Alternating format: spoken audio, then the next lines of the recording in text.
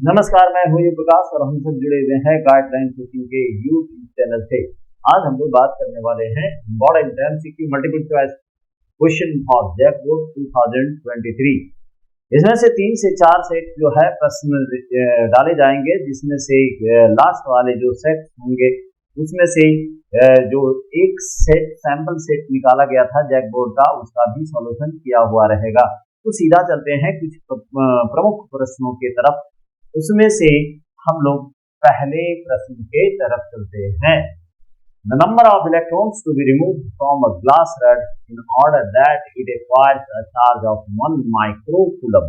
ये प्रश्न जो है क्वांटाइजेशन, सबको जान रहे हैं क्वांटाइजेशन ऑफ चार्ज से जुड़ा हुआ है। तो इसमें से कह रहा है कि नंबर ऑफ इलेक्ट्रॉन, इलेक्ट्रॉनों की संख्या निकालो जो रिमूव करना है, हटाना है किसी ग्लास रड से, ताकि इस पर चार्ज जो है ये एक्वायर कर ले 1 माइक्रोकूलम। तो Q का मान दिया हुआ है, given Q is equal to है 1 माइक्रोकूलम। माइक्रो का मतलब हुआ 10 to the power -6 coulomb. Q बराबर होता है Ne, या इसको ऐसे कैपिटल Ne, जहां E को कहा जाता है वेयर E जो होगा वो बेसिक और एलिमेंट्री चार्ज है 1.6 into 10 to the power -19 coulomb. इससे कम आवेश हो नहीं सकता है किसी भी बॉडी में। तो ये प्रश्न का आंसर जो है ये होने वाला है, हम यहाँ सॉल्व कर दिए हैं बाकायदा। Q is equal to Ne, चाहे स्मॉल लिखे या कैपिटल लिखे, ठीक। तो 10 टू द पावर -6 दिया हुआ है, 10 to the power -6 n into 1.6 into 10 to the power -19 coulomb. एक बात याद रहे कि यहाँ जो n है वो होल नंबर है, परफेक्शन नंबर नहीं होता है। तो अब यहाँ से n को रिप्लेस करेंगे तो n बराबर 10 to the power -6 divided by 1.6 into 10 to the power -19। इसको ऊपर ले जाएंगे तो जाहिर सी बात है ये प्लस हो जाएगा, 19 में 6 चला गया तो बच गया 10 to the power 13 divided by 1.6। आप इसको ऐसे कर सकते हैं, क्या करिए 10 को एक साइड में ले आते हैं, एक 10 बाहर कर दिए, एक जैसे ही एक 10 बाहर करेंगे तो बच जाएगा कितना, 13 में से चला गया तो ये बचा 10 टू द पावर 12 नंबर है प्योर, और 1.6 हो गया, दैट्स इक्वल टू, अब यहाँ आप कर सकते हैं 10 1.6 इंटू 10 टू द पावर 12, और अब इसको पॉइंट को हटाएंगे तो ये 100 हो जाएगा, काटिए 4 से कट जाएगा, 4 से 16, ये हो गया 25, ठीक। अब आगे की तरफ हम लोग बढ़ते हैं और ये रहा 25 25 by 4 into 10 to the power 12, यानी ये डिवाइड करेंगे तो 6.2 इंटू 10 टू द पावर +12। ये प्योर नंबर है, इसमें से किसी भी तरह का यूनिट नहीं होगा। तो ये बराबर प्रश्न जो है या तो सीधा पूछता है कि the possible minimum charge can have a particle और अ बॉडी कैन हैव, तो इसका मान मिनिमम जो होगा वो होगा 1.6 into 10 to the power -19 coulomb. तो ये था पहले प्रश्न का आंसर। इसे देख लीजिए बढ़िया से, the number of electrons to be removed from a glass rod in order that it acquires a charge of 1 microcoulomb. तो आंसर हो जाएगा 6.25 इंटू 10 टू द पावर 12। अगले प्रश्न की तरफ चलते हैं। Two unlike charges attract each other, ये कूलम्स लॉ पर बेस्ड है ना, फंडामेंटल बेसिक लॉ है। तो एक बात ध्यान रहे कि जो पहले चरण में हम लोग कूलम्स लॉ पढ़ते हैं, जहां F is equal to K, Q1 Q2 का मॉडुलस दिया जाता है डिवाइडेड बाय R स्क्वायर, है ना। जहां दो चार्ज ऐसे करके हम दिखाते हैं Q1 and Q2, let Q1 and Q2 are separated by a suitable separation R, तो यहाँ suitable separation R होगा तो F directly proportional to magnitude of product of charges and inversely proportional to 1 by R square। इसको जब हम लोग resolve करेंगे तो क्या आ जाएगा, F proportional to Q base 1 Q base 2 का modulus divided by R square. Proportionality sign हटाएंगे तो यहाँ आ जाएगा K Q base 1 Q base 2, modulus से बाहर निकालेंगे तो ध्यान रहे ये हमेशा प्लस होता है बाय आर स्क्वायर। मीन्स यहाँ आपको सिर्फ मैग्नीट्यूड ऑफ फोर्स मिलेगा, अट्रैक्टिव रिपल्सिव के नेगेटिव और पॉजिटिव चार्ज पर निर्भर करता है। तो यहाँ देखा जाए तो यहाँ क्या कह रहा है कि टू अनलाइक चार्जेस, दो अलग अलग आवेश, अनलाइक का मतलब हुआ एक पॉजिटिव है एक नेगेटिव है, तो जाहिर सी बात है अट्रैक्शन होगा with each other with the force of 10 Newton if the distance between them is doubled the force between them is, यानी यहाँ कहा जा रहा है कि दो चार्जेस के बीच में फोर्स जो है वो 10 Newton, force of attraction magnitude दिया हुआ है 10 न्यूटन।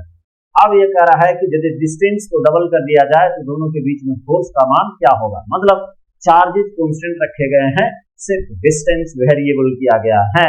तो इसको हम लोग आसानी से बना सकते हैं, यानी यहाँ जो कहा गया F इज इक्वल टू के Q1 Q2 bye R square, ये वाला पूरा का पूरा आपका क्या है कांस्टेंट है, तो यहाँ बच गया that is F proportional to 1 by R square हो गया।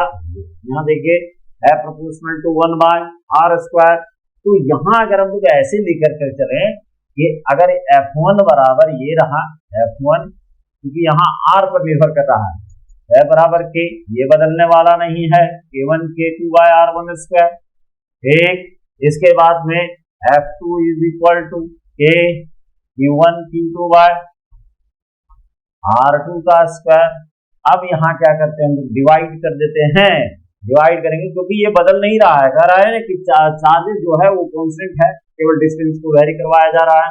तो ये के Q1 Q2 कट गया, मतलब आ गया F base 1 by F base 2 is equal to R base 2 by R base 1, यहाँ भी स्क्वायर है यहाँ भी स्क्वायर है, और F base 1 by F base 2 is equal to कितना आ गया जी, तो R2 बाय R1 का क्या हो जाएगा होल स्क्वायर। ये बात यहाँ दर्शाया हुआ है। अब यहाँ देखिए क्या किया गया है कि R को डबल कर दिया गया है, गिवन दिया हुआ है कि R2 बराबर 2R1, क्या कह रहा है, पहले वाले दूरी से इसको डबल कर दिया गया। यहाँ अगर हम लोग R2 का वैल्यू बैठाते हैं तो इस जगह पर क्या हो जाएगा, इस जगह पर हम लोग देखेंगे 2R1 बाय R1 का होल स्क्वायर, R1 कट गया, मीन्स 4 आ गया, 4 आ गया, इसका मतलब हुआ F1 by F2 is equal to कितना आया 4, F1 by F2 is equal to 4। तो यहाँ हम लोग ऐसे कर सकते हैं F1 upon F2 is equal to 4, F1 by F2 is equal to कितना हुआ 4, तो उलट देंगे तो क्या हो जाएगा, या क्रॉस कर दीजिए, तो F2 बराबर F1 बाय 4, 10 न्यूटन यहाँ दिया हुआ है, तो इसको डिवाइड करेंगे तो 2.5 न्यूटन। हालांकि इतना लंबा करने की जरूरत नहीं है, ये तुरंत निकल भी जाएगा। ठीक, तो ये था दूसरा प्रश्न।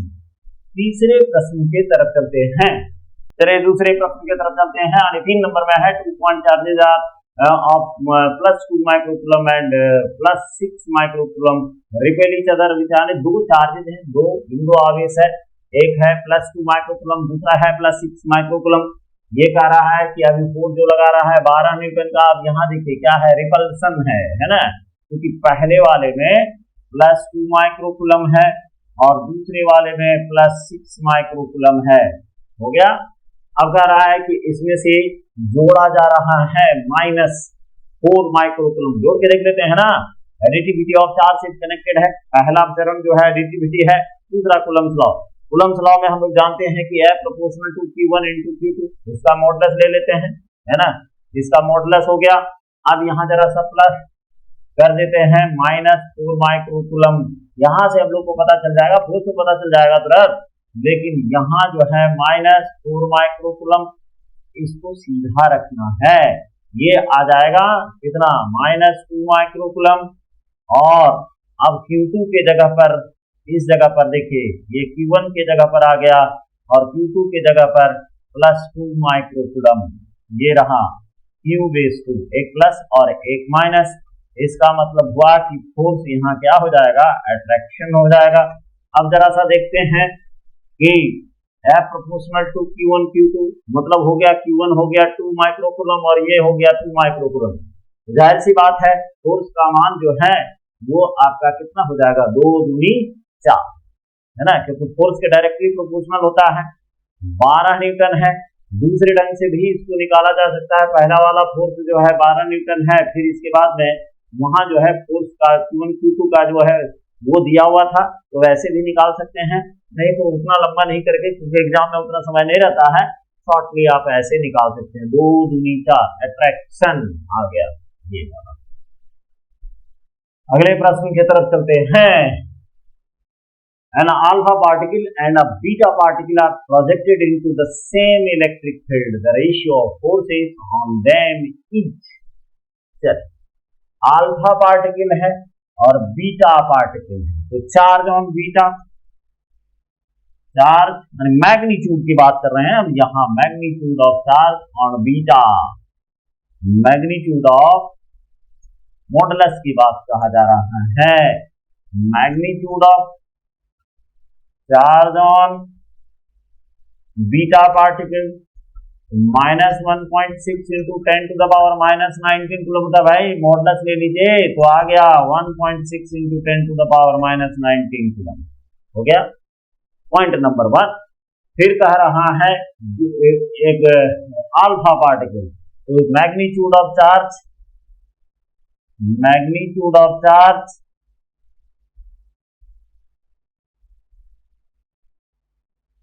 On alpha particle, alpha particle, तो अल्फा पार्टिकल पर क्या होता है, चार्ज ऑन अल्फा पार्टिकल अगर लेंगे तो बराबर हो जाएगा 2 चार्ज ऑन प्रोटॉन, और प्रोटॉन पर चार्ज होता है 1.6 into 10 to the power -19 coulomb. अब इसको बेसिक और एलिमेंट्री चार्ज के जैसा बोल सकते हैं, इसका मतलब ये हो गया 2e, हो गया। अब यहाँ हम लोग देख रहे हैं कि चार्ज जो निर्भर कर रहा है वो डायरेक्टली प्रोपोर्शनल टू क्यू है, ठीक। तो पहले के यानी अल्फा पार्टिकल के लिए जाहिर सी बात है ये 2q एफ, यहाँ अगर हम लोग निर्भर करवाते हैं तो क्या हो जाएगा, alpha particle beta particle projected into same electric field. तो यहाँ क्या होता है, देखिए एफ बराबर होता है QE। अब ये दोनों के लिए कांस्टेंट है, ये दोनों के लिए कांस्टेंट है। एक मिनट जरा सा यहाँ हम लोग गौर से देखेंगे, ये सूत्र जो है बड़ा इंपॉर्टेंट, आगे भी प्रश्न इस पर कुछ है बना हुआ है। तो क्योंकि E बराबर होता है F बाई क्यू, या जो दिखना है स्मॉल कैपिटल जो है, तो F बराबर हो जाएगा QE। अब क्या है, E दोनों के लिए, क्योंकि एक ही इलेक्ट्रिक फील्ड में दोनों को प्रोजेक्ट किया गया है। अब एक पर चार्ज जो है E है, तो F प्रोपोर्शनल टू E, मतलब हम लोग यहाँ लिख सकते हैं E हो गया। किसके लिए, इलेक्ट्रॉन के लिए, है ना, force on electron, force on alpha 2e हो जाएगा, क्योंकि E दोनों के लिए कांस्टेंट है। अब रेशियो निकालिए, तो F alpha divided by F E बराबर 2e अपॉन कितना हो जाएगा, E बाय E, तो E कट गया, क्या बचेगा जी, तो F बेस अल्फा, क्योंकि अल्फा का निकालना है बीटा के रेस्पेक्ट में रेशियो, तो F alpha by F by E, F base E is equal to 2/1, मतलब हुआ 2:1, ये रहा आंसर आ गया। चलिए तो इसको आप जो है अपना हिसाब किताब लगा लेंगे। आगे बढ़ते हैं, नेक्स्ट क्वेश्चन की तरफ आते हैं। Number 5, a charge of 4 microcoulomb is placed in a uniform electric field of intensity 100 Newton per coulomb। एक चार्ज है जिसका मान 4 माइक्रोकूलम है, इसको प्लेस किया गया in uniform electric field of intensity E का मान दिया हुआ है 100 न्यूटन पर coulomb. The force acting on the particle, the force acting on the particle, अभी तरफ सूत्र पर बात किया गया है ना, अभी फॉर्मूले पर बात किया गया है, क्योंकि E बराबर होता है F अपॉन क्या, तो Q जो लिखना है, जैसा चार्ज पार्टिकल आप लिख रहे हैं, रख रहे हैं, प्लेस कर रहे हैं, तो ये हो गया QE हो गया।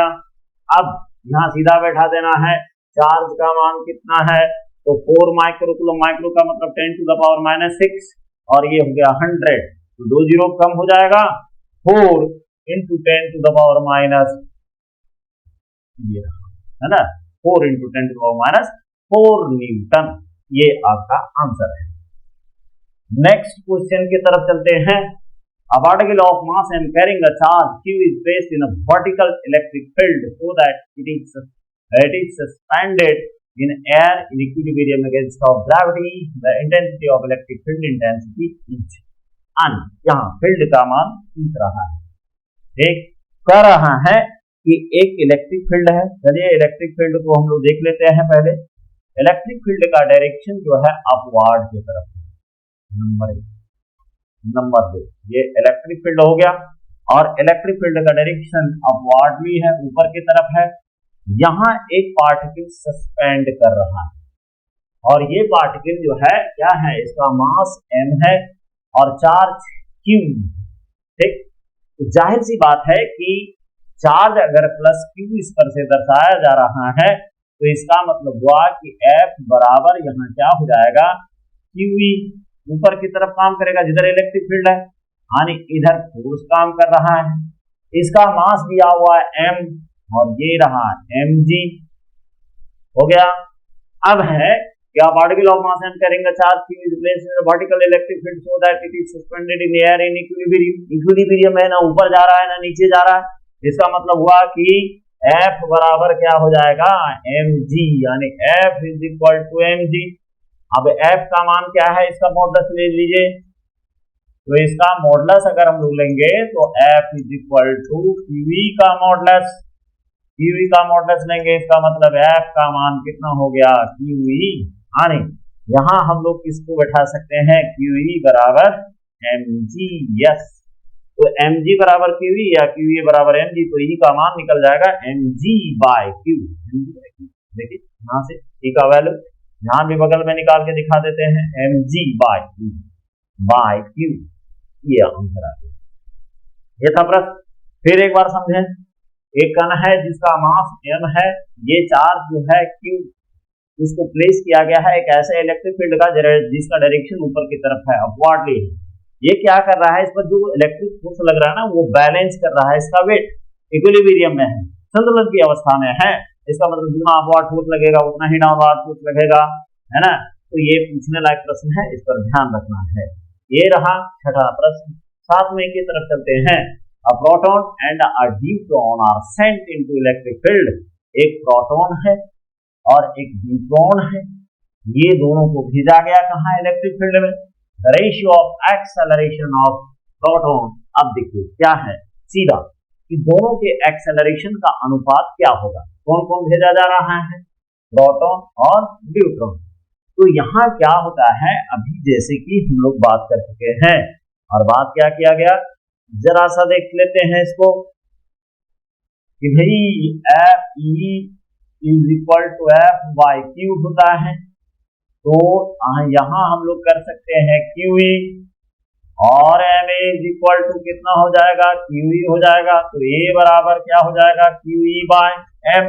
अब यहाँ मामला कहाँ पड़ता है, देखिए तो जितना चार्ज प्रोटॉन पर उतना न्यूट्रॉन पर, लेकिन मास जो होता है ना वो डबल होता है, किसका, न्यूट्रॉन का। न्यूट्रॉन का मास डबल होगा।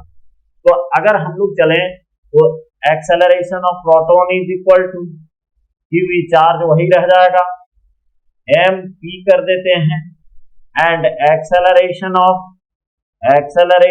न्यूट्रॉन, तो यहाँ क्या हो जाएगा, चार्ज वही है, इलेक्ट्रिक फील्ड भी वही है, लेकिन यहाँ मास ऑफ d, ये कर दिए मास ऑफ न्यूट्रॉन।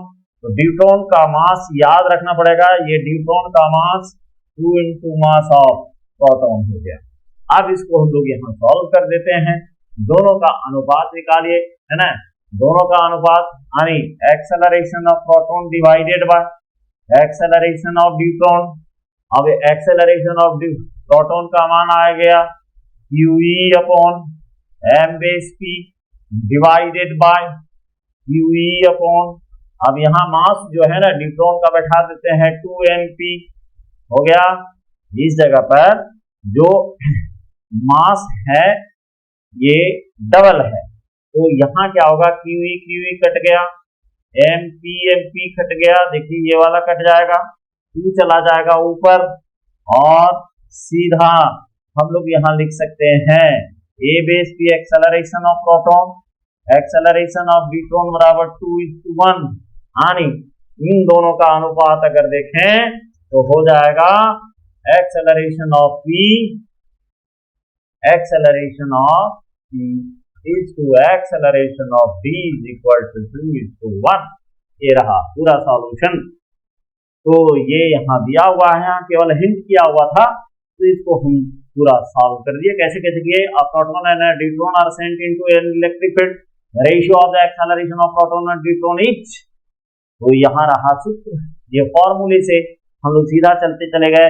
यहाँ एक बात याद रखना है कि प्रोटॉन का जो मास होगा, है ना, इसका ठीक गुना मास, यानी mass of neutron is equal to 2 into mass of proton. ये रहा 7वां number.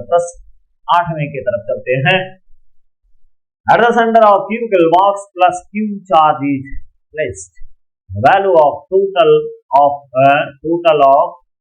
total flux that is coming out of each phase is।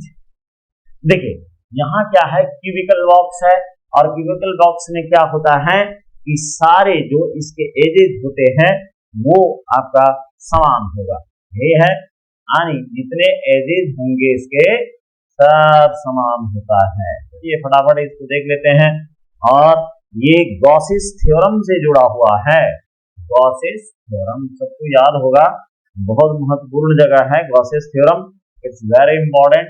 प्रश्न तो रहेंगे ही, 5 नंबर के भी प्रश्न रह सकते हैं, उसमें भी इंपॉर्टेंट क्वेश्चन है, तो उसको आप लोग अभी तक तैयार कर लिए होंगे।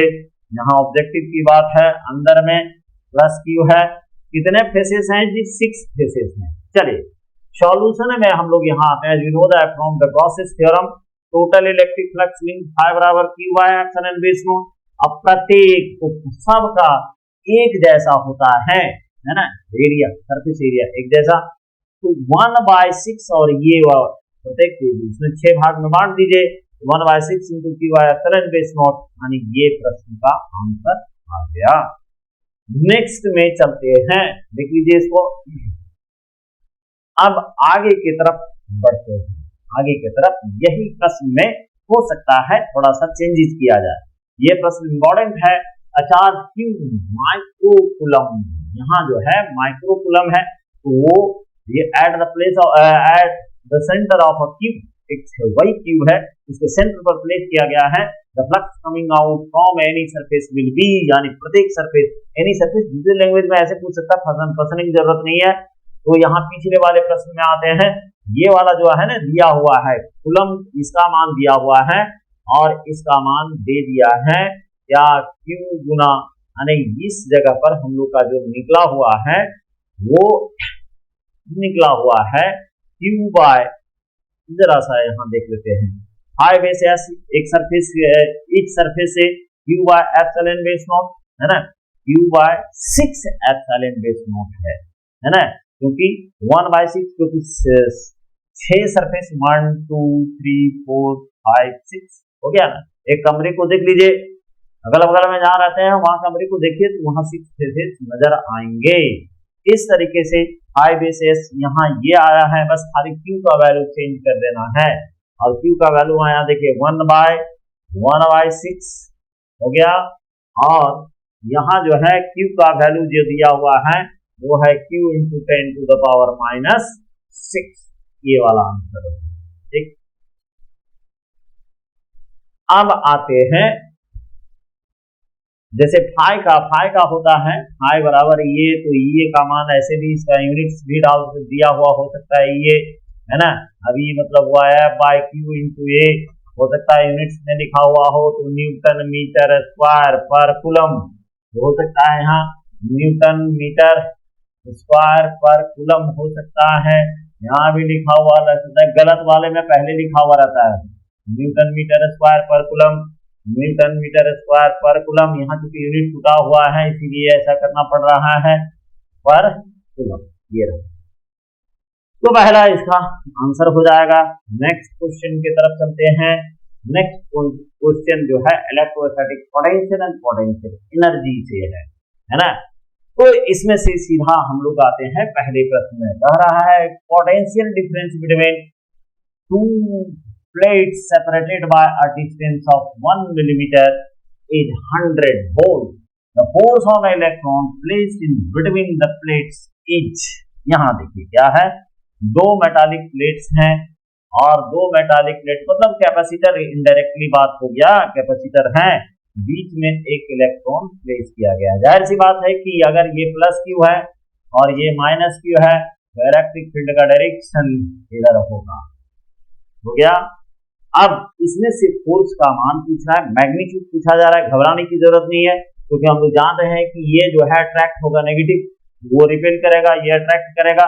यहाँ आपको सिंपल फॉर्मूले का यानी कंफ्यूजन नहीं हो इसीलिए ये प्रश्न डाला गया है कि F बराबर होता है, ये वाला बीच का सेपरेशन हम लोग कह देते हैं इसको D। महत्वपूर्ण जगह है, पीछे इलेक्ट्रोस्टैट के लेक्चर्स डाले गए हैं और लास्ट में इलेक्ट्रोस्टैट का जो कंप्लीट कैपेसिटर का एक्सप्लेनेशन जो है शॉर्ट क्वेश्चन में डाला गया है, तो उसको आप देखिए, पूरी बात समझ में आ जाएगी। यहाँ जो है फिलहाल ये ऐसे करते हैं कि F बराबर QE होता है, QE हो गया। इलेक्ट्रिक फील्ड का एक सूत्र होता है E बराबर है ना V/D, है ना, कई बार ये चर्चा किया जा चुका है, तो ये V/D हो जाएगा। और यहाँ देखिए F बराबर QE या EQ लिखे, E को तोड़ दिए V/D हो गया। अब V का मान दिया हुआ है 100 है ना वोल्ट, 1.6 इलेक्ट्रॉन है, यहाँ चार्ज की जगह पर कितना है 1.6, यानी जरा सा यहाँ हम लोग देख लेते हैं। एक तो ये हो गया Q का मान 1.6 into 10 to the power minus 19 coulomb हो गया।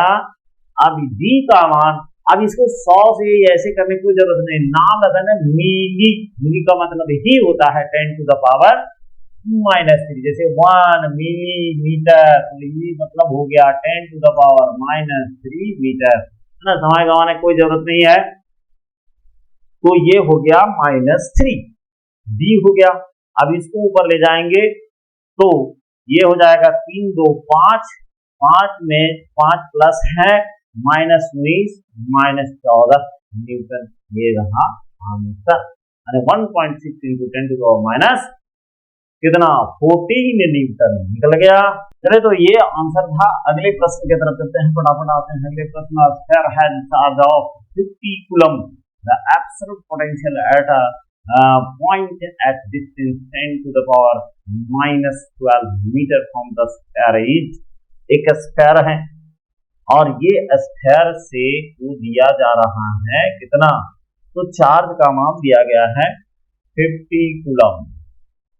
अब यहां से एक दूरी r बराबर 10 टू द पावर माइनस, है ना, तो स्फीयर में देख लीजिएगा, उसमें भी बताया हुआ है कैपेसिटर में स्फीयर की वजह से चार पोटेंशियल का मान KQ बाय R होता है, जहाँ K का मान आप लिख सकते हैं। तो यहाँ K का मान जो होता है फ्री स्पेस के लिए 1/4 पाई एप्सिलॉन बेस नोट, बेहतर होगा कि इसकी जगह पर आप K लिखें, अर्थात V बराबर हो जाएगा KQ अपॉन R। तो मान बताइए 9 × 10 टू द पावर 9, ये हो गया 50, 10 टू द पावर माइनस 12, ऊपर ले जाइए इसको, तो जैसे ऊपर ले जाएंगे तो ये हो जाएगा प्लस में आ जाएगा, प्लस आ जाएगा तो 12 और 9, 12 और 9 21 और 1 22, 9 बचे 45, पॉइंट बदलिएगा, है ना, कितना हो जाएगा देखिए 45 गुना 10 पर घातांक 22।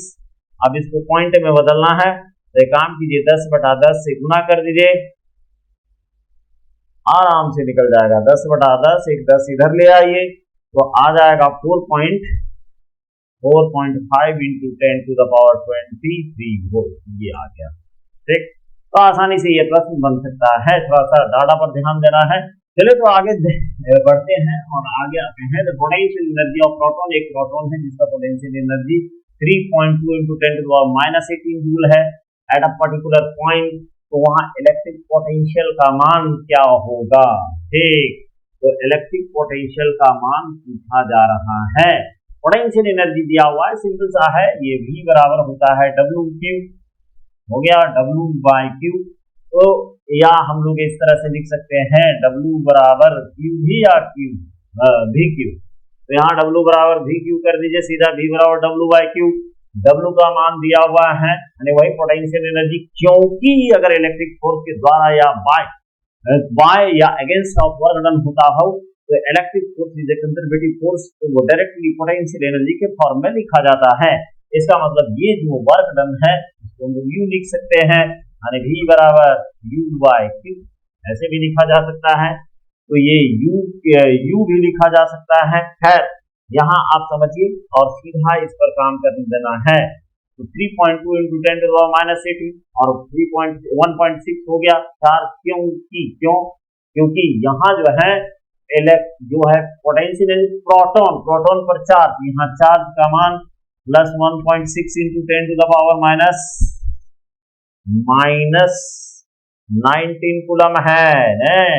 ये रहा, वेरी गुड। अब बैठा देना है, ये 2 बार में कट जाएगा, ये ऊपर जाएगा 10 बचेगा ना, ऊपर जाएगा प्लस हो जाएगा इंटू 10 हो गया, कितना आ गया 20 volt. Put the data and get the result. इसी टाइप का तो क्वेश्चन आपका आता है, ज्यादा दिमाग लगाने की जरूरत नहीं, फ्रस्ट्रेट भी होना नहीं है।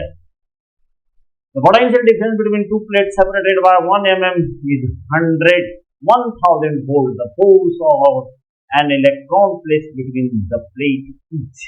चलिए पिछले वाले प्रश्न से जुड़ा हुआ है, इसमें से ये दिया हुआ प्रश्न था इसीलिए इसको खुद से लाया गया है। चलिए देखते हैं, यहाँ कह रहा है 2 प्लेट के बीच में है, वही हुआ कैपेसिटर वाली बात, ठीक है। अब इसमें से बोला जा रहा है potential difference between two plate separated by 1 mm। D का वैल्यू दिया हुआ है भाई साहब, ये दिया हुआ है डी का मान, और डी का मान दिया हुआ है कितना 1 mm। D is equal to 1 mm दिया हुआ है, ये फोर्स ऑफ दोनों प्लेट के बीच की दूरी डी दिया हुआ है। फिलहाल अभी यहाँ डी लिखते हैं, ये दिया हुआ है डी का मान दे दिया है 1000 वोल्ट, डी का मान दिया हुआ है 1 milli 10 to the power minus 3 metre हो गया। अब क्या बताया गया था कि अगर बीच में इलेक्ट्रॉन अगर मान लिया जाए ये प्लस है और ये माइनस है, इलेक्ट्रॉन है तो जाहिर सी बात है इधर जाएगा। खैर इसे हम लोग को लेना देना नहीं है, जाएगा मतलब अपने से थोड़ा जाएगा ना, फोर्स लगेगा, फोर्स ऑफ अट्रैक्शन, और फोर्स ऑफ अट्रैक्शन लगेगा तो E बराबर होता है F बाय Q, तो F बराबर QE, यहाँ इलेक्ट्रॉन है, ये वाला जो है बार बार आपका सूत्र आ रहा है, E बराबर हो जाएगा V अपॉन D, वही सूत्र है पीछे वाला, देखे F बराबर QE या EQ, जिसको तोड़ देंगे E बराबर V बाई D हो जाएगा और ये Q हो जाएगा 1000 दिया हुआ है, Q का मान 1.6 into 10 to the power minus 19 coulomb milli 10 to the power minus 13, अब ऊपर ले जाए 3 तो -3 और ये 3 कितना हो जाएगा जी, दोनों को ऊपर ले जाएंगे तो 10 to the power 6, गुणेश में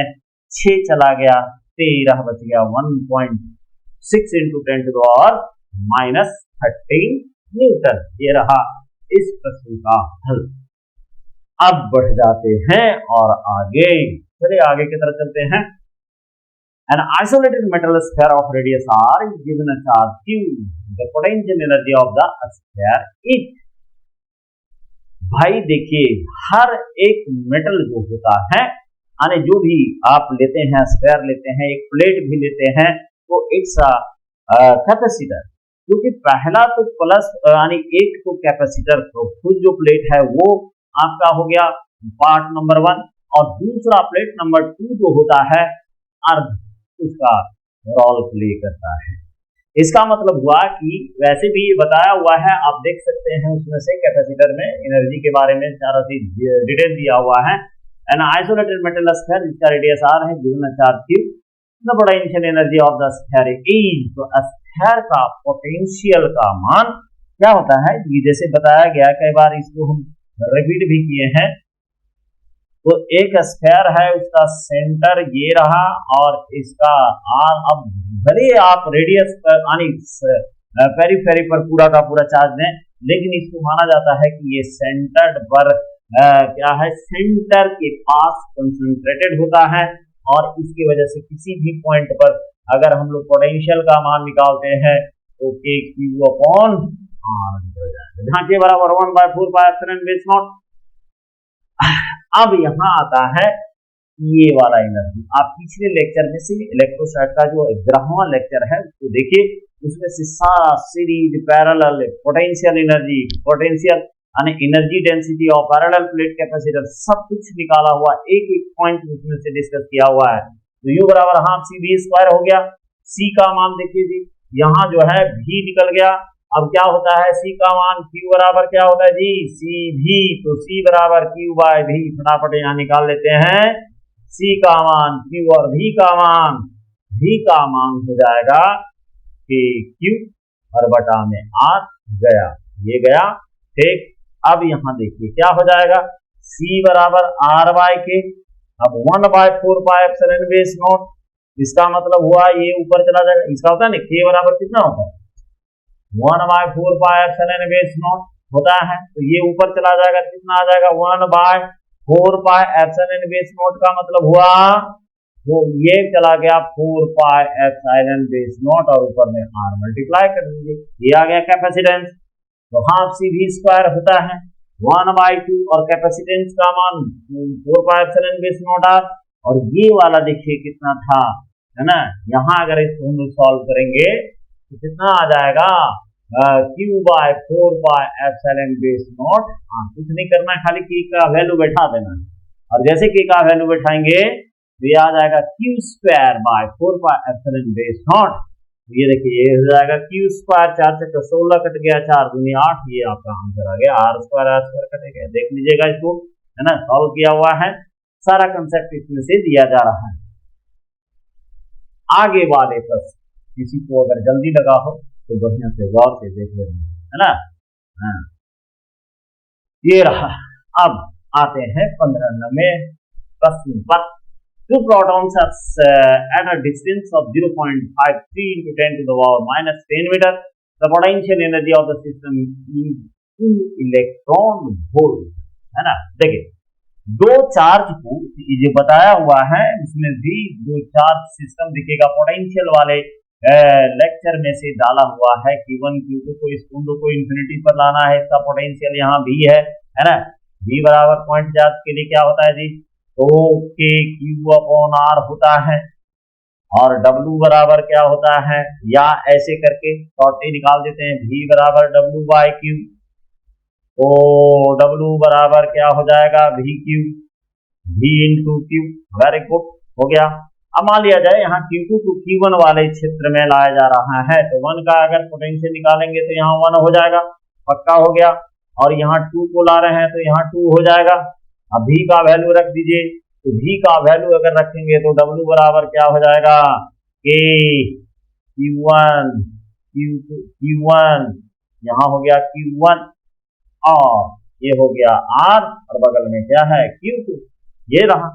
अब इसका मान हम लोग यहाँ बैठा सकते हैं, तो ये हो जाएगा, देखिए ये वाला K का वैल्यू 1/4 बेस नॉट, हालांकि है इसको K ही रखिए तो फायदा है, 9 × 10 to the power 9 बैठा सकते हैं, और into 1.6 × 10 to the power minus 19 electron volt में बोला है। हम लोग चाहते तो इतना ही बैठाते, है ना, जैसे Q1 Q2 ये वाला पूरा पोजीशन हम लोग बैठा सकते थे, देखिए ठीक है। तो इलेक्ट्रॉन वोल्ट कह रहा है, इसीलिए इसको हम लोग डिवाइड कर दिए 1.6 × 10 to the power minus 19 से।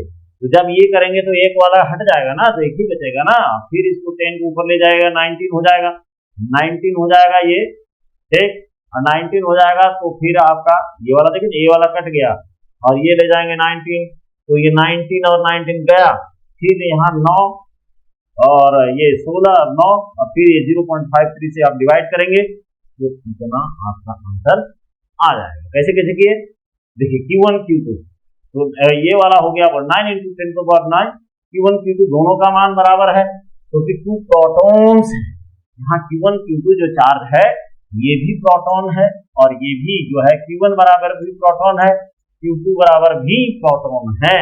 तो Q1 Q2 दोनों बराबर हो गया। बीच की दूरी कितना दिया हुआ है, तो 0.53 × 10 to the power minus 10 metre, यानी 0.53 एंगस्ट्रॉम दिया हुआ है। तो इसको मान बैठा दिए। अब चूंकि इलेक्ट्रॉन वोल्ट में पूछ रहा था, इसलिए 1.6 से divide into 10 to the power minus 19 से डिवाइड कर दिए। ये वाला कट जाएगा ना जी, ये वाला कट गया, तो इतना बचेगा आपका, देखिए, और इसको 10 ले जाइएगा ऊपर, 19 हो जाएगा, ये वाला कट जाएगा। अब ये रहा आपका 1.6, तो इसको आप हटा दीजिएगा और दोनों मल्टीप्लाई करके इससे जैसे डिवाइड करेंगे आपका इतना आंसर आ जाएगा। देख लीजिएगा चेक करके। फिर next question, charges plus Q, ऐसा करते हैं, इसको हम जस्ट इसके बाद बनाते हैं अगले प्रश्न से, है ना।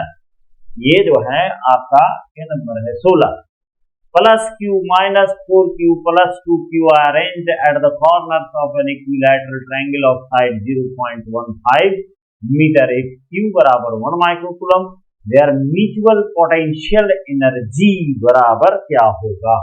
ठीक, देखिए इसमें से कुछ नहीं करना रहता है, बहुत ही सरल होता है ये, है ना।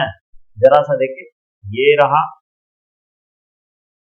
ट्रायंगल हो गया, एक सब साइड इसका बराबर है, इक्विलैटरल ट्रायंगल है, तो एक जगह जो है क्यू रखा गया है प्लस क्यू, दूसरे जगह रखा गया है माइनस 4q और तीसरे जगह रखा गया है, थर्ड जो है आपका वो है प्लस 2q। अब यहां देखिए क्या है कि सबसे पहले एक मान लिया जाए कि माइनस क्यू चार्ज है या प्लस क्यू ये वाला चार्ज है। अब इसी के फील्ड में हम लोग इन्फिनिटी से 4q माइनस 4q लाए, तो यहाँ एक एनर्जी हो गया work done per unit charge. फिर जब ये दूसरा यहाँ आ गया है इन्फिनिटी से, तो अब क्या करेंगे, तीसरे चार्ज को लेके आएंगे, कहां से, फ्रॉम इन्फिनिटी से, तो ये दोनों के फील्ड में आएगा 4q माइनस 4q और प्लस q, तो यहाँ जो है ये हो जाएगा आपका u2 और ये हो जाएगा u3। अब हर का जो है मेन होता है q1 q2 बाय r, तो सब दूरी तो बराबर है r r r, तो दोनों का पेयरिंग करते चले जाएंगे, q1 q2 r1 q3। देखिए जैसे q1 q2 ये वाला जो है मान लिया जाए, जैसे मान लिया जाए ये q1 है, ये q2 है और ये वाला q3 हो गया। अब इसको भूल जाइए, पहले q1 में लाया गया q2, कितना दूरी पर रखा गया r, तो वो यहाँ हो जाएगा u1 बराबर कितना जी, तो q1 q2 बाय r। फिर अब जो है इसको q3 को जब लाएंगे तो दो के फील्ड में लाएगा, दोनों के फील्ड में आना है इसको, ये मान लीजिए q1 वाले फील्ड में भी आएगा और 4q वाले फील्ड में, q2 के वाले फील्ड में भी आएगा, तो यहाँ दो एनर्जी हो जाएगा, एक u2 और u3। तो इसी तरह से यहाँ जो है अगर ये k को अंदर करेंगे तो k यहाँ आ जाएगा, k यहाँ आ जाएगा, तो k को बाहर कर दिए। बड़ा सिंपल रहता है, इसमें केवल टाइम पास प्रॉब्लम है ये। q1 q2 bye r1 r2 r3 ऐसे लेते जाएंगे, पेयरिंग किया हुआ है। अब ये वाला में क्या हो रहा है कि सब में देखिए ये वाला जो है वो दिया हुआ है चार्जेज इतना इतना अरेंज, अगर q का मान 1 माइक्रोकूलम है तो सब में माइक्रोकूलम डाला हुआ है q का। तो एक काम कीजिए, यहाँ q हो गया, यहाँ 4 इंटू माइक्रोकूलम, यहाँ 2 इंटू माइक्रोकूलम, तो सब में micro 10 to the power minus 12 common चलाएगा। अब यहाँ पोलैरिटी का प्रभाव पड़ता है, तो ये हो गया 1 इंटू माइनस 4 हो गया। दूसरे देखिए q1 q2 q1 q2, तो ये हो गया 1 इंटू माइनस 4। फिर आ गया q2 q3 माइनस 4 गुना माइनस 2, और फिर 1 इंटू 2 आ जाएगा, 1 इंटू 2 q3 वाले में सबको बैठा दिए। अब यहाँ जोड़ के माइनस 10 आया और ये माइनस 15 है, क्योंकि r सबका बराबर है, तो माइनस 0.15 है मीटर में।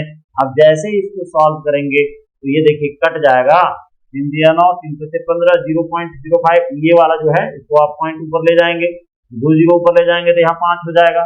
ठीक, अब इसको जैसे हम लोग यहाँ सीधे इसको गुना कर दीजिए तो -2 बचेगा ना, यहाँ देखिए -2 बच जाएगा, -2 बच जाएगा। यानी ये हो गया आपका पूरा 12 9 बढ़िया से 12 में ये 12 चला गया, 12 में 9 -3 0.05 2 ऊपर चला जाएगा, है ना। इसका वाला अगर पॉइंट हटाएंगे तो 10 टू द पावर 2 चला जाएगा, नहीं जाएगा। देखिए अब बचा यहाँ कितना, 9 गुना 10 पर घातांक -1 तो कितना हो जाएगा जी, 9/10 गुना 15 और गुना 10 हो गया, कट कर गया, 3 किया 9, 3 बचे 15 हो गया, 5 6 30 माइनस में देखिए कितना आएगा, इतना जूल आ गया माइनस में, है ना।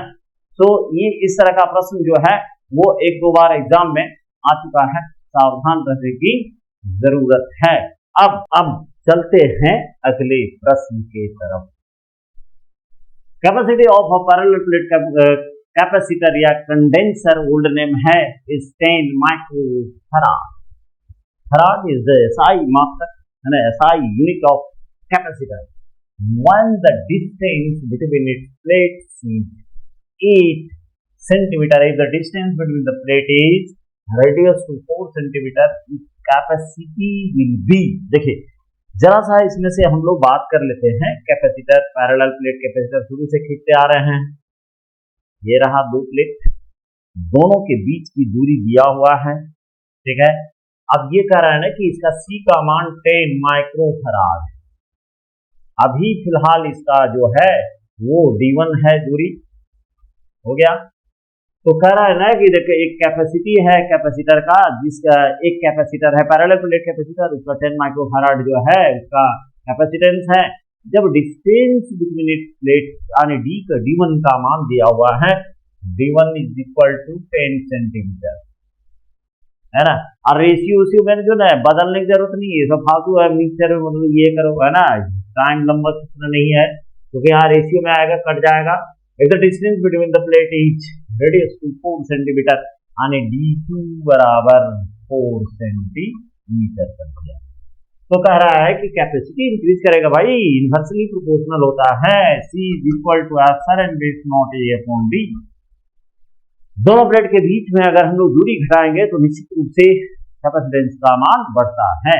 तो क्या होगा कि C प्रोपोर्शनल, ये दोनों कांस्टेंट है, बदल नहीं रहा है, C प्रोपोर्शनल टू 1/D। इसका मतलब हुआ C1, अगर इसको हम लोग सॉल्व करें तो इस जगह पर क्या हो जाएगा, ये अगर सॉल्व करें दोनों इक्वेशन बना करके अगर देखें तो हम लोग ऐसे कर सकते हैं। नंबर 1 C1 बराबर epsilon base naught A D1 हो गया, C2 बराबर एप्सिलॉन बेस A D2 हो जाएगा। तो C1 बाय C2 कीजिए या C2 बाय C1 कीजिए, कोई फर्क नहीं पड़ेगा, ये वाला गया ये वाला गया, है ना, ऊपर चला जाएगा D2। C1 बाय C2 बराबर D2 बाई D1 हो जाएगा। ये हो गया कितना, 4 सेंटीमीटर, बोले में बदलने की जरूरत नहीं है, ये हो गया 8 सेंटीमीटर। तो यहाँ जो है 4 दूरी 8 हो गया। अब इसको सॉल्व करेंगे तो C1 बाई C2 बराबर हो जाएगा 1/2। C2 का मान निकालना है, क्रॉस कीजिए, C2 बराबर 2C1 हो गया, यानी 10 दूरी 20 माइक्रोफैराड। ये हम यहाँ सॉल्व कर दिए हैं, यहाँ समझाने का प्रयास किया गया है।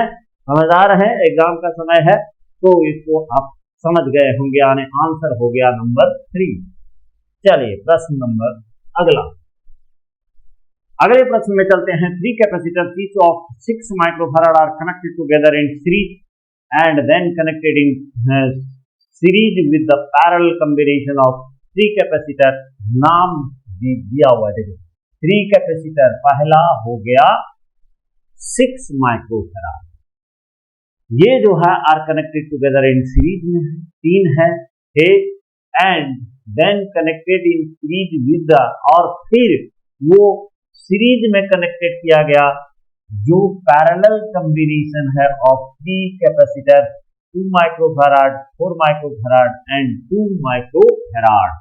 ठीक, तो ये सीरीज में कनेक्ट किया, 2 पार्ट हो गया इसका। ठीक, CS का मान हम लोग क्या करते हैं कि CS बराबर होता है C/N, आइडेंटिकल है, 6 है, तो इसका मतलब हुआ 6 माइक्रोफैराड और बटा में कितना हो जाएगा, 3 ठो है तो आ गया 2 माइक्रोफैराड। ठीक है, वैसे 1/C1 1/C2 होता है, शॉर्टली जो है उसमें जो एक्सटेंशन में बताया हुआ है उसमें से किया हुआ है, ये आपका आ गया।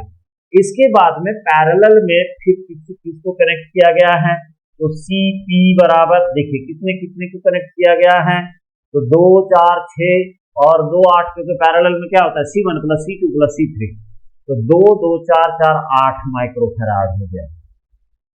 अब ये जो सर्किट बना है ना, वो सर्किट में क्या किया गया है कि सीरीज में दोनों को डाला गया है, किसको, जो पैरेलल का रिजल्ट आया सो और जो सीरीज का रिजल्ट आया सो। तो ये है 2 माइक्रोफैराड और ये हो गया 8 माइक्रोफैराड। अब सीरीज में क्या होता है, इसको आप CS बोल सकते हैं और इसको आप CP बोल सकते हैं।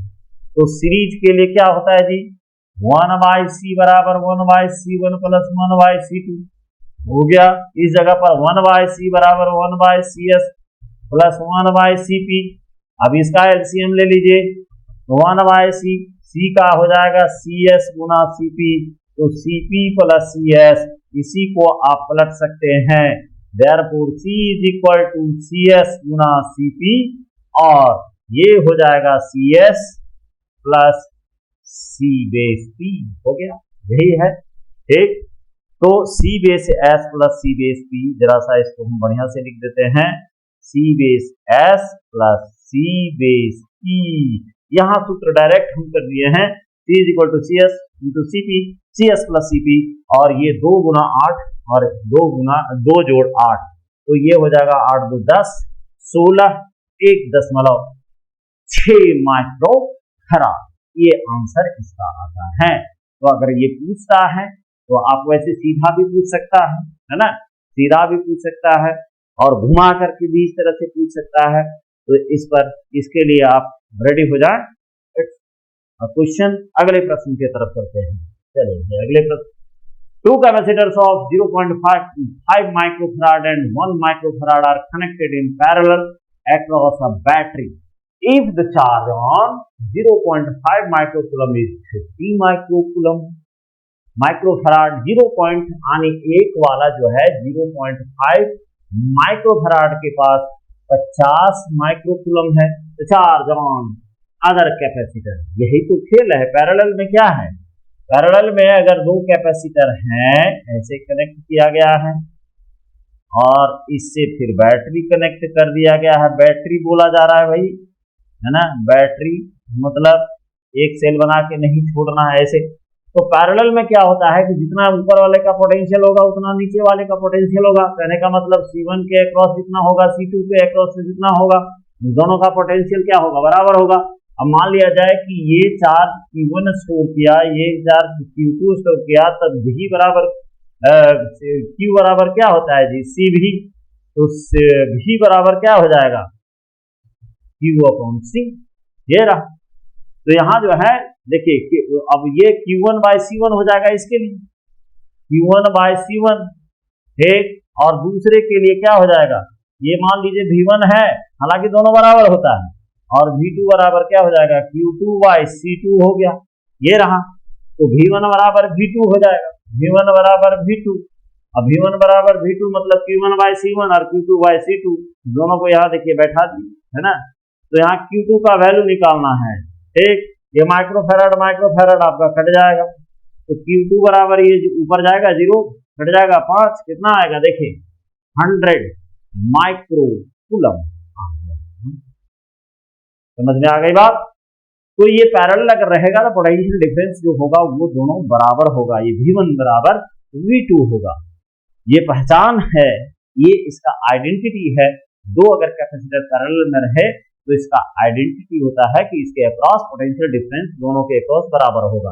सो now we have to move towards the next question, और नेक्स्ट क्वेश्चन आ गया ये, capacitor of 30 microfarad charge to कितना 100 volt is connected in parallel to capacitor of 20 microfarad charge to. दो कैपेसिटर, एक का C1 ये रहा, V1 का मान ये रहा, C2 का मान ये रहा, V2 का मान ये रहा, है ना। तो जब दो को पैरेलल में करते तो कॉमन पोटेंशियल, जब दोनों को पैरेलल में हम लोग अरेंज कर देते हैं, है ना, जैसे ये हो गया, तो एक समय ऐसा आएगा जब दोनों का पोटेंशियल, यानी ये C1 हो गया अभी V1 पर है, ये C2 हो गया, ये जो है इसका पोटेंशियल V2 है, थोड़े देर के बाद क्या होगा कि दोनों का पोटेंशियल एक दूसरे के बराबर हो जाएगा, यानी V1 बराबर V और V2 बराबर V। लेकिन इसको डेराइव किया गया है कैपेसिटर के 11 नंबर लेक्चर में, इसको हल्का सा देख लेने की जरूरत है। V बराबर common potential C1 V1 T2 V2 divided by C1 V1, तो खाली बैठा देना है और जितना जितना वैल्यू है, जैसे 30 इंटू 100 प्लस 20 इंटू 50 हो गया, और 30 प्लस 20, तो ये देखिए 3000 और ये 5 दूनी 10, कितना हो गया 1000, 4000 हो गया और बटा में 50 हो गया, कट जाएगा देख लीजिए करके, है ना, 4000 हो जाएगा, 4000 बाई 50 कट गया, 25 40 80 वोल्ट आ जाएगा। तो इसका कंसेप्ट जो है 11 नंबर देखिएगा शॉर्ट आंसर क्वेश्चन में पूरा जो है कैपेसिटर ही इसको हम एक्सप्लेन किए हुए हैं, तो उसमें दिक्कत नहीं होगी, थोड़ा सा देखने की जरूरत है। और ये वाला सूत्र थोड़ा ध्यान रखना है, उसमें भी रिपीट किया हुआ है, कितना लगेगा, 1 घंटा लगेगा, 1-1.5 घंटा में आप पूरा का पूरा वो लेक्चर देख सकते हैं। बहादुर हैं, देख लीजिएगा। चलिए आगे बढ़ते हैं। A capacitor of 8 microfarad is charged to a potential of 1000 volt. The energy stored in the capacitor will be, the energy का क्या सूत्र होता है जी, half CV square, energy store या E बराबर हाफ CV स्क्वायर। C का मान 8 माइक्रोफराड है, 1/2 है ना, 8 माइक्रो माने 10 पर घातांक -6 और 1000 पर क्या है जी, स्क्वायर है, 1/2 into 8 into 10 to the power 8 into 10 to the power -6 और 1000 आने से 3, 1000 गुना फिर 1000 कर दीजिएगा, तो 3 3 6 हो गया, 1/2 into 8 into 10 to the power -6 10 to the power -6 joule गया, ठीक, 2 बार 4 आ गया ये आंसर। पिछले वाले का आंसर में टिक लगा हुआ है, ठीक, ये रहा आपका आंसर, यहाँ डायरेक्ट बनाया हुआ है, यहाँ सूत्र लिख दिया गया। उम्मीद है समझ में आ गया होगा। Put the data and get the result, direct प्रश्न था, वेरी गुड। आइए मैग्नेटिज्म और मैटर का प्रश्न है। The magnetic movement of a bar magnet of length 20 centimetre is इतना एम्पियर मीटर है। तो कुल स्ट्रेंथ इच, एक बार मैग्नेट है, एक कहाँ गया देखते हैं, बार मैग्नेट, इधर और ले लेते हैं S पूल, इधर ले लिए N पूल, ठीक, इसका माइनस लिया जाता है, इसका प्लस हो गया। मैग्नेटिक चार्ज, दोनों के बीच की दूरी 2L, मैग्नेटिक मूवमेंट का डायरेक्शन हमेशा S से N पोल की तरफ होता है, M बराबर मैग्नेटिक लेंथ, पोल टू पोल जो है मैग्नेटिक लेंथ होता है, और शोर से शोर अगर दीजिएगा तो ज्योमेट्रिकल लेंथ होता है। मैथमेटिकल कैलकुलेशन में ज्योमेट्रिकल नहीं बल्कि मैग्नेटिक लेंथ का इस्तेमाल होता है, 2L गुना पोल स्ट्रेंथ। तो M बराबर यहाँ हम लोग को पूछा है ना, तो देखिए M बराबर 2L गुना M बराबर capital M by 2L, capital M का मान दिया हुआ 3.6 इंटू 10 टू द पावर -6, और the magnetic movement of a bar magnet 20 centimetre. ये तो गड़बड़ नहीं करना है, ये टोटल लेंथ दिया हुआ है, 2L का मान दिया हुआ है, 20 सेंटी माने होता है 10 टू द पावर -2 मीटर। हो गया, put the data get the result. यहाँ 3.6 इंटू 10 टू द पावर -6 हो गया, ये 20 हो गया। अब इसको सॉल्व कीजिए, यहाँ चला जाएगा 2, बचा -4, जैसे करना है ना। ये वाला -1 बचेगा, देखिए एक 0 यहाँ चला गया, कितना बचा 3.6 into 10 to the power -6 divided by 2 into 10 to the power -1, ये ऊपर चला जाएगा माइनस, यानी 3.6 by 2 into 10 to the power -5, cut दीजिए 1.8 आ गया, यानी 1.8, और मीटर है ना जी, एम्पियर मीटर स्क्वायर है, देखिए यहाँ एम्पियर मीटर स्क्वायर है, तो यहाँ मीटर है ना, एक कट गया मीटर, तो यहाँ क्या आ जाएगा एम्पियर मीटर। तो इसको ध्यान में रखना है। ये था अगला प्रश्न की तरफ से। A 10 centimeter and 10 centimeter coil is placed perpendicular to the magnetic field of induction and B का मान दिया हुआ है। The total flux through the coil is, यानी एक ऐसे है, ठीक है, मान लिया जाए इस तरह से रखा हुआ है। ये मैग्नेटिक फील्ड हो गया इनटू द पेज, है ना, इनटू द पैनल। अब इसमें से एक जो है डाला गया है क्वाइल, और ये क्वाइल स्क्वायर शेप है, ऐसे स्क्वायर शेप है, तो ऐसे रखा गया है, परपेंडिकुलर है इस तरह से अंदर की तरफ है। अभी ये ऐसे रखा गया है, जैसे ऐसे है फील्ड। तो इसका फाई का मान पूछ रहा है, total flux through the coil, ठीक। तो इसके लिए हम लोग यहाँ आते हैं, फाई बराबर बी ये होता है। बी का मान दिया हुआ है 0.4 इंटू 10 टू द माइनस 4, और ये सेंटीमीटर है, सेंटीमीटर, तो इसका कितना हो जाएगा 10 into 10 to the power minus 2 metre, और फिर इसको बदलेंगे तो 10 into 10 to the power minus 2 metre, यानी तो 100 करके कर दीजिए सेंटीमीटर स्क्वायर एरिया, नहीं 100। तो वैसे भी कर सकते हैं, यहाँ तोड़ के लिखा हुआ है, तो ये इतना वेबर आ जाएगा। देखिए ये वाला सॉल्व कीजिएगा तो ये हो जाएगा -2 माइनस यही उड़ा देते हैं ना, ये वाला गया, ये साफ हो गया, है ना, -2 -6 हो गया, 0 पॉइंट इतना वेबर आ गया। सीधा put the data and get the result, ये रहा आंसर। नेक्स्ट क्वेश्चन की तरफ चलते हैं। चलिए नेक्स्ट प्रश्न की तरफ। If the total magnetic field due to the earth is 28 ampere per metre, then total magnetic induction due to earth is, ये क्या है? तो पढ़ना है मैग्नेटिक मटेरियल में से, जिसमें डाई पारा फेरो मैग्नेटिक मटेरियल से जानना था, उसमें से कुछ टर्म से रिलेटेड थे, उसके बारे में सीखना था। वहां पढ़ना था intensity of magnetisation, intensity of magnetising field, और तब वहां हम लोग जाने थे कि H बराबर होता है B by mu base naught, यानी B is equal to mu naught H हो जाएगा। ये रहा H का वैल्यू दिया हुआ है, अर्ध का ये वाला दिया हुआ है, तो म्यू नॉट H हो गया 4 pi into 10 to the power minus 7 दिया हुआ है। हम लोग को भूलने की जरूरत नहीं, the magnetic field due to the earth is, ये दिया हुआ है 28। अब रहा म्यू नॉट का वैल्यू, तो भाई म्यू नॉट का वैल्यू तो आपको ध्यान में रखना पड़ेगा।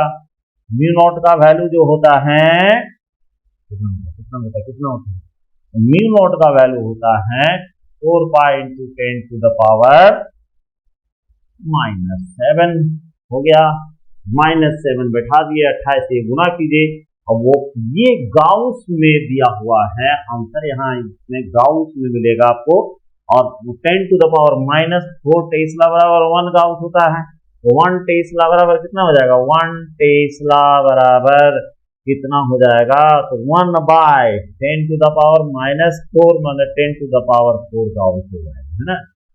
तो ये रहा। अब इसको आप जैसे बदलेंगे तो आपका ये -3 आ गया नीचे, है ना, और नीचे 3 आ जाएगा तो इतना गाउस हो जाएगा। जैसे ये आया है ना, ये आया इतना टेस्ला, अब ये टेस्ला बराबर क्या होता है, क्योंकि 1 टेस्ला बराबर हो गया 10 टू द पावर 4 गाउस हो गया। देयरफॉर इतना 352 गुना 10 पर घातांक -7 टेस्ला बराबर गुना कीजिए, तो गुना करेंगे तो क्या हो जाएगा, ये वाला जो है आपका चला आएगा, जरा सा यहाँ थोड़ा सा गड़बड़ है, यहाँ पहले हम सॉल्व कर देते हैं, इसको देख लेते हैं। ये जो है टेस्ला हो गया, इतना टेस्ला बराबर 10 to the power 4 into 10 to the power 4 into कितना था आपका ऊपर वाला आ गया 352 गुना 10 पर घातांक -7 गाउस, है ना। कितना बचेगा, ये गाउस आ गया। अब यहां देखिए कितना बच जाएगा, तो 352 into 10 to the power -3 gauss. अब इसको आप नीचे ला सकते हैं, 352 बटा में 10 पर घातांक इतना गाउस हो गया, यानी ये आपका हो गया 352 बटा में 1000 गाउस और 1000 गाउस का मतलब हुआ 0.352 गाउस। हो गया। अब इसको यहाँ हम इसको हटा देते हैं, है ना, इसको हम हटा देते हैं तो आपको समझने में दिक्कत नहीं होगी। ये वाला जो है थोड़ा सा गड़बड़ हो गया है, ये रहा, इतना आ जाएगा, ये रहा, सॉल्व किया जा चुका है, इसको हम सॉल्व भी कर दिए हैं। ये वाला वैल्यू आपका करेक्ट मान जो है बगल में बाकायदा एक एक स्टेप सॉल्व किया हुआ। वैसे टेस्ला में दे देता है तो आप समझिए आप जीत गए, है ना। अगर गॉस देगा तो इतना स्टेप्स आपको जाना पड़ेगा। नेक्स्ट क्वेश्चन के तरफ आते हैं, यानी ये रहा 3 नंबर आंसर। आगे वाले प्रश्न के ऊपर, the maximum moment of couple on a bar magnet placed in a uniform magnetic field of induction, B का वैल्यू दिया हुआ है। एक बार मैग्नेट है, कॉपुल या टॉर्क जो है वो यूनिफॉर्म में एक्सपीरियंस किया जा रहा है। टाउ बराबर होता है mb sin थीटा, है ना। तो इसमें से इंडक्शन बी का वैल्यू जो है वो दिया हुआ है, गिवन बी का वैल्यू दिया हुआ है 40 milli micro tesla. And magnetic movement जो है the maximum movement of couple on a bar magnet placed in a uniform magnetic field of induction इतना, और टाउ का भी वैल्यू दे दिया है। मैक्सिमम बोल रहा है, यानी टाउ का वैल्यू दिया हुआ है 10 to the power 5 - 5 Newton metre, वही बाजी। और ठीक, एंड मैक्सिमम वैल्यू बोल रहा है for tau max, for tau max के लिए जरूरी है कि थीटा का मान 90 डिग्री हो। 90 का मान 1 हो जाएगा तो यहाँ m भी बचेगा। टाउ का मान दिया हुआ है, m का मान जो है वो आपको दिया हुआ है ना, पोल्स दिया हुआ है, ठीक। तो पोल बराबर 2 ml होता है, m = 2l हो जाएगा, बैठा देना है सीधा, इस जगह पर 2l बैठा देंगे और इसको जब सॉल्व करेंगे तो इतना आ जाएगा, देखिए इतना एम्पियर मीटर, क्योंकि पोल स्ट्रेंथ पूछे हुए हैं। पोल स्ट्रेंथ टाउ बराबर mb हो गया, टाउ का मान इतना, ये हो गया। देखिए इसको काटिएगा तो m का मान ये देखिए कितना आ जाएगा, देखिए ये हो गया 8 × 40 हो गया। अच्छा, इसको अगर हम लोग काटते हैं तो ये बचेगा 10⁻⁻1, ठीक। अब ये बच गया कितना, यहां सॉल्व करेंगे तो 1 बराबर m × 5/10 बचेगा, इधर 1 बचा तो m बराबर हो जाएगा 10/5, कट गया, कितना बचा 2, तो ये 2 एम्पियर मीटर स्क्वायर हो गया। m बराबर 2 ml होता है तो m बराबर m/2l हो गया, ठीक। अब m का मान 2 है और ये दिया हुआ है आपका मैग्नेटिक 0.16 दे दिया। अब इसको दोनों कट दीजिए, 2 0 ऊपर चला गया, ये आपका आंसर रहा, ठीक। तो ये था आपका। अगला प्रश्न के तरफ चलते हैं। फॉर्मूला तो ध्यान में रखना पड़ेगा ना। The magnetic induction field strength due to a short bar magnet of movement 3.6 ampere metre square per distance 0.2 metre on the equatorial line each. अब देखिए ये मिलता जुलता इलेक्ट्रोस्टैट से कहानी रहता है और इसको समझना चाहिए। इक्वेटोरियल, फटाफट इसको देखते हैं। ये रहा n, ये हो गया s, ये एक्सियल लाइन कहलाता है, ये इक्वेटोरियल लाइन कहलाता है। इक्वेटोरियल लाइन पर v का मान कितना होता है जी, μ0/4π, और magnetic moment divided by r³ या d³, ये d है तो d है। इसी तरह से जो है इलेक्ट्रिक डायपोल में भी सेम इवेंट होता है, वहां E बराबर μ0/4π और P/r³ होता है। तो यहाँ जो है वही सूत्र है, सेम चीज, μ0/4π है ना, म्यू नॉट का मान होता है 4 पाई इंटू 10⁻⁻⁷, ठीक है, यानी 4 पाई।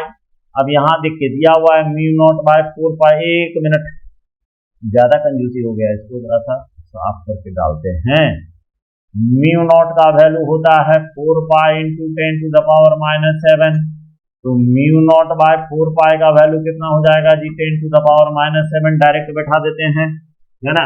ये देखिए 4 पाई गया, बच गया इतना, इसको सॉल्व करेंगे तो ये आंसर पक्का आने वाला है, यानी यहाँ आंसर नंबर 4 हो जाएगा। आगे बढ़ते हैं, ये था एक प्रश्न। इसमें से ज्यादा न्यूमेरिकल शामिल किया गया है क्योंकि अगले सेट्स में जो है वो थ्योरी वाला भी पोर्शन है। The permeability of magnetic material is 250 Henry पर मीटर। इट्स ससेप्टिबिलिटी इज, ये रहा, काय बेस एम भी लिखा हुआ मिलेगा। ये सूत्र बहुत इंपॉर्टेंट है, म्यू आर प्लस माइनस 1 हो गया, या इसको ऐसे लिखते हैं म्यू बेस आर बराबर काय बेस एम प्लस 1, ऐसे लिख सकते हैं। दोनों तरह से प्रूफ किया हुआ मिलेगा। तो फिलहाल यहाँ पूछ रहा है हम लोगों को ससेप्टिबिलिटी का मान, तो ये हो गया 250 माइनस 1, तो कितना आ जाएगा, सीधा पुट करें, put the data and get the result, ये रहा 249। अगले प्रश्न की तरफ आते हैं। An isolated metal sphere of radius r is given a charge q. The potential energy of the sphere is, कुछ था इसी तरह से हाफ सी बी स्क्वायर। ये बताया हुआ है कि एक स्फेयर का जो है वो पोटेंशियल का मान, इसी पर तो अर्ध का निकलता है जी, इसके बिना कैसे होगा, है ना। सी का मान निकाला गया था 4 pi epsilon base naught R. जरा सा पोटेंशियल वाला जो है ना, कैपेसिटर वाला देख लीजिएगा, उसमें सारा इस चीज निकाला हुआ है, तो हाफ सी भी स्क्वायर हो जाएगा। सी का मान 4 पाई एप्सिलॉन बेस आर और भी का मान जो है पोटेंशियल का मान कितना होता है, तो 1/4 पाई एप्सिलॉन बेस नॉट और क्यू अपॉन आर स्फीयर के वजह से। अब यहाँ बैठा दीजिए, देखिए इतना आंसर। पीछे एक क्वेश्चन बनाया हुआ था, ये रिपीट हो गया है, आगे इसके तरफ चलते हैं। With the increase of temperature the ratio of conductive, भाई देखिए सीधी बात समझिएगा कि अगर इंक्रीज किया, इंक्रीज करेगा टेम्परेचर तो रेसिस्टिविटी बढ़ेगा और कंडक्टिविटी घटेगा। यहाँ क्वेश्चन थोड़ा सा उल्टा के दिए हुए, उलट करके, with the increase of temperature the ratio of conductivity to the resistivity, तब हो क्या रहा है, कंडक्टिविटी डिक्रीज कर रहा है, कंडक्टिविटी डिक्रीज कर रहा है, डिक्रीजेज हो रहा है, और रेसिस्टिविटी जो है, रेसिस्टिविटी वो क्या हो रहा है, इंक्रीजेज हो रहा है। अब यहां सीधा समझना है, इंक्रीजेज हो रहा है, यानी डिनोमिनेटर बढ़ रहा है और नोमिनेटर घट रहा है, ऊपर वाला घट रहा है, नीचे वाला बढ़ रहा है, तो जाहिर सी बात है रेशियो क्या होगा, डिक्रीज, फुल एंड फाइन। आगे की तरफ बढ़ते हैं। Kirchhoff's law of junction is also called the law of conservation of junction rule, जो होता है वो स्ट्रिक्टली ऑबे करता है law of conservation of charge, जबकि लूप रूल जो है वो क्या करेगा, वो एनर्जी के लॉ पर बेस्ड होता है। यानी 2 नंबर थ्योरेटिकल क्वेश्चन है, इंपॉर्टेंट क्वेश्चन है, इसीलिए इसको लाया गया है। Wheatstone bridge is most sensitive when the arms ratio is, अगर चारों रेजिस्टेंस बराबर हो, क्योंकि व्हीटस्टोन ब्रिज तो एकदम इंपॉर्टेंट क्वेश्चन है, बोलते जा रहे हैं, इसका अर्थ है कि सबको तैयार करते जाना है। ये रहा गैल्वेनोमीटर, है ना, ये 4 रेजिस्टेंस का जो है ये अरेंजमेंट होता है, एक रेजिस्टेंस इस जगह पर है, एक रेजिस्टेंस इस जगह पर है, एक रेजिस्टेंस यहाँ आपको होगा, एक रेजिस्टेंस यहाँ है, ठीक। तो ये R1 यहाँ से स्टार्ट कीजिए, सबसे बेहतर होगा, एनसीईआरटी में R1, R2 और ये रहा R3, R4, अगर ये बैलेंस होता है ना तो गैल्वेनोमीटर के अक्रॉस जो है करंट का मान 0 होता है और तब R1 बाय R2 बराबर R3 बाय R4। तो सबसे बेहतर होगा अगर चारों है ना Wheatstone bridge most sensitive when the arms ratio is क्या होता है यानी ये इक्वल टू 1। ये वाला जब चारों रेजिस्टेंस जो है ना इधर वाला कट कट कट कट कीजिए तो रेशियो जो होगा 1 बाय 1 का यानी ये वाला आंसर सही होगा। Next question, potentiometer is an ideal instrument because ये बाहर से करंट नहीं लेता है, बाहर का सामान नहीं खाता है, ये है ना एकदम इसका अपने आइडियल सेल्स होते हैं, आइडियल बैटरी होता है जिससे ये करंट लेता है और वैसे ये बाहर से करंट नहीं लेता है, इसीलिए no current is drawn from the source of unknown EMF connected to the circuit, that's why it's an ideal instrument. इसको आइडियल वोल्टमीटर भी बोला जाता है। नेक्स्ट क्वेश्चन की तरफ चलते हैं। एम्पियर सर्किटल लॉ से है, आगे भी प्रश्न मिलेगा दूसरे सेट में। The magnetic field induction due to current at a distance 1 centimeter from a long straight current carrying conductor is 2 into 10 to the power 5 Tesla. The current in the conductor is, देखिए इसमें से एक बात समझना है, सीधी सी बात कि दो नियम है, एक था BSL बायट-सवर्ट्स लॉ और एक था एम्पियर सर्किटल लॉ। तो क्या है कि ये जो है कंडक्टर है और कंडक्टर इन्फानाइट लेंथ का लिया गया था, इससे जो है इन्फानाइट लेंथ का लिया गया था कंडक्टर, एक ये कंडक्टर जो है इन्फानाइट लेंथ का था, इन्फिनिटी r दूरी पर इसका जो है वो निकाला गया था कितना जी, पीक बराबर आउटसाइड में mu not I upon 2 pi r, ये सूत्र है। सतह पर मैक्सिमम होगा, अंदर में अगर जो है स्पेशल कंडीशन के अंदर नहीं आ रहा है तो 0 होगा। तो ये है इसका सूत्र। ठीक, म्यू नॉट का मान 4 pi into 10 to the power -7 बैठा देना, put the data and get the result. फटाफट इसको उड़ा दीजिए, 2 बार में जाएगा, पाई पाई कट जाएगा। ठीक, 10 टू द पावर ऊपर चला जाएगा -7 में प्लस -5 इंटू आई। बी का मान दिया हुआ है क्योंकि दिया हुआ था the magnetic field induction due to the current at a distance 1 centimetre from a long straight current carrying long मतलब इनफाइनाइट लेंथ का, ये इतना टेस्ला दिया हुआ है। बी का वैल्यू बैठा दिए, इधर दाहिने साइड वाला कट के इतना हुआ तो कट जाएगा ना जी, इधर आएगा तो कट जाएगा, तो 1 एम्पियर है। Put the data get the result, test करेगा, पक्का टेस्ट करेगा। यानी ये आंसर रहा कि आप फॉर्मूला भूले हैं। वैसे ही एम्पियर सर्किटल रूल भी एक इम्पोर्टेंट क्वेश्चन के रूप में देखा जा रहा है। नेक्स्ट क्वेश्चन के तरफ आते हैं। The magnetic induction at a point P which is 4 centimeter distant from long current carrying wire is 10 to the power -7 tesla. यही है फिर वही पीछे वाला स्ट्रेट वायर जिसका इनफाइनाइट लेंथ हो V naught I by 4 pi 2 pi r। ठीक है, The field of induction at a distance 12 centimeter from the same current would be, यानी एक डिस्टेंस दिया हुआ है। अब यहाँ देखिए B बराबर कितना होता है, mu naught I by 2 pi r। अब यहाँ समझने वाली बात है, ये सब कांस्टेंट है, यानी B प्रोपोर्शनल टू कितना बता रहा है, 1 बाय r बता रहा है। यानी यहाँ हो जाएगा B1 बाय B2 करेंगे तो उलट जाएगा, R2 बाय R1 हो जाएगा, कांस्टेंट कट जाएगा। ठीक, तो वही बात यहाँ किया हुआ है, B1 बाय B2 बराबर R2 बाय R1। अब ये दिया हुआ है B1 का मान दिया हुआ है, B1 का मान देखिए कितना है, 10 to the power -7 tesla, -7 tesla. ये है 12, ये है 4। ठीक, तो कट जाएगा और इसमें से डिस्टेंस जो है 12 सेंटीमीटर, यानी कि the magnetic induction at a point P 4 centimetre से r बाय r कट गया, इस -10 है, यहाँ से देखिए ये कट गया, 3 आ गया। ठीक है, तो ये 3 आ गया, इसका मतलब ये हुआ कि यहाँ अगर हम लोग देखें तो 10 to the power -7 divided by B2 बराबर 3 हो गया, तो B2 इज